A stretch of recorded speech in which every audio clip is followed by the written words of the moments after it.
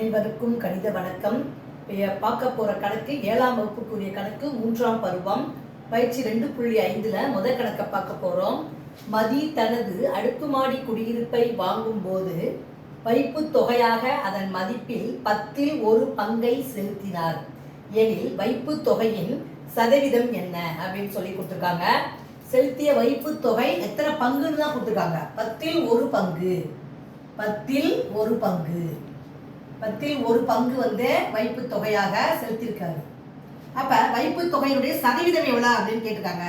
அப்ப நம்ம என்ன செய்வோம், 10ல் 1 போட்டு 100ஆல பெருக்கினால் சதவீதம் கிடைச்சிடும். இப்ப இந்த பூஜ்ஜியத்துக்கு இந்த பூஜ்ஜியத்தை அடிச்சிட்டேன், மிச்சம் இருக்கிறது 1 10 10. அப்ப ஆன்சர் என்ன கிடைச்சிருக்கு அப்படின்னு பாத்தீங்கன்னா 10%. வைப்பு தொகையினுடைய சதவீதம் 10%. புரிஞ்சுங்களா?